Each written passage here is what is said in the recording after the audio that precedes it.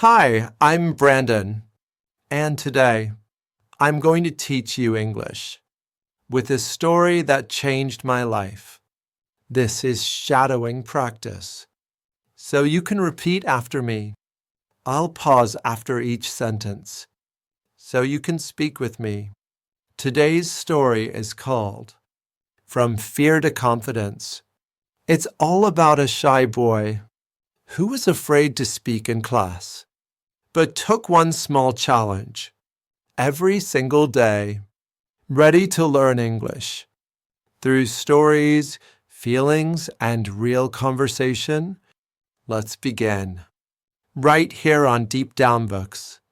Ryan wasn't the kind of boy people noticed. At school, he sat at the far edge of the classroom, third row from the back, by the window. He liked it there. He could stare out and daydream about other places where he didn't have to speak, where silence wasn't weird, where no one called his name. Every day, the teacher would ask questions. And every day, Ryan looked down, pretending to be busy. Sometimes he knew the answer, but still, he said nothing. His chest would tighten. His palms got sweaty. His brain screamed, "Say it," but his mouth stayed shut. At lunch, he ate quietly. He had a few classmates he sat with, but he rarely started conversations. He'd just listen and nod and smile when it felt right. He wasn't dumb. He wasn't rude. He was just scared.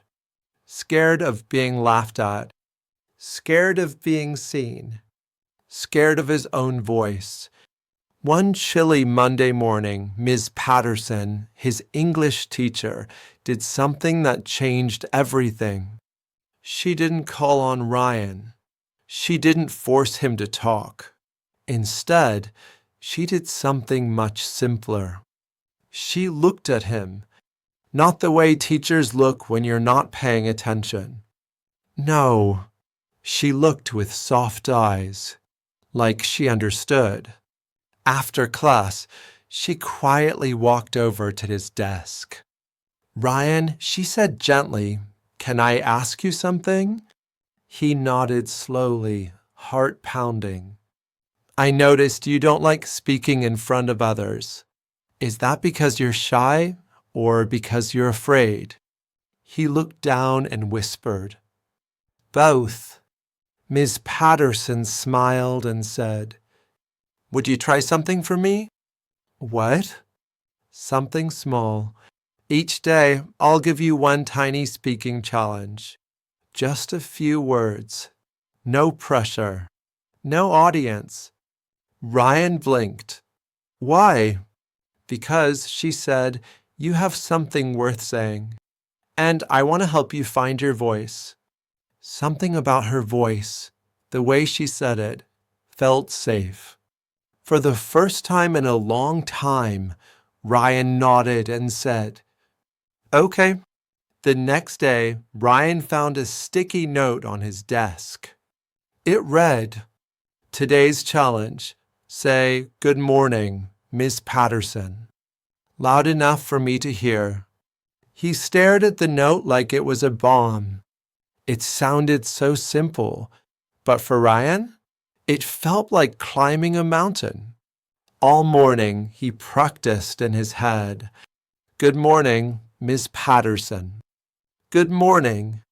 Good morning." When she walked in, his hands clenched the desk. She smiled, waiting. And then he said it. "Good morning, Miss Patterson." It was soft, almost like a whisper, but it was there. She lit up. "Good morning, Ryan." He felt something new. It wasn't fear. It was warmth, like a candle just lit inside him. He had done it. A small step, but to him, it felt huge. Each day brought a new challenge. Day 2. Ask your desk partner how their weekend was. He nearly froze, but he did it. Hey, how was your weekend? Day 3. Read one sentence out loud from the board. His hands shook. Voice cracked, but no one laughed. Day 4. Say, thank you, when someone passes you a paper. Day 5. Tell a classmate you liked their project. Each task was like lifting a small weight. At first, he was sore, tired from the stress. But day by day, something changed. His shoulders relaxed. His voice didn't shake as much. He even smiled more. It wasn't magic. It was just practice and courage. Little by little, Rayn was growing stronger. 1 month later, the class had a group project. Each group had to present for 3 minutes. When his group asked, Rayn, do you want to speak? He froze. Old fear rushed back in. But then he remembered Ms. Patterson's words. You have something worth saying. He took a deep breath. I'll go last, he said.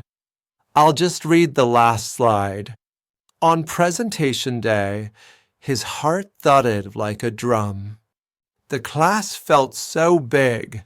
The air felt thin. But when it was his turn, he stood up. His voice cracked on the first word. But then he kept going. Clear, slow, steady. No one laughed. No one interrupted. And when he finished, people clapped. Not loudly, not dramatically, but just enough. And that was enough for Rayn. The next week, Rayn did something no one expected. He raised his hand, not because he was forced, but because he wanted to. And when he spoke, his voice was clear, not loud, not perfect, but his. From that day on, Rayn still had moments of fear, but he also had a new friend beside it. Confidence. Not the kind that shows off, but the quiet kind. The kind that says, I can try. The kind that says, my voice matters. Now, maybe you're like Rayn. Maybe you're scared to speak. Maybe you think people will laugh or you'll mess up. But here's the truth. You're not alone. Courage doesn't start loud. It starts small, with one tiny step, one word, one good morning. So here's your challenge. Pick one thing to say out loud today, just one, and tomorrow, do one more. You don't need to shout. You don't need to be perfect. You just need to begin, because your voice matters, and it's time the world hears it. Thanks for practicing English with me today. If you enjoyed this story, and you want more shadowing videos like this, subscribe to Deep Down Books. Every story here will help you speak better English. Step by step. Remember, you don't need to be loud to be confident. You just need to start. Take one small challenge today, and tomorrow, do it again. I'm Brandon, and I'll see you in the next story. Bye for now.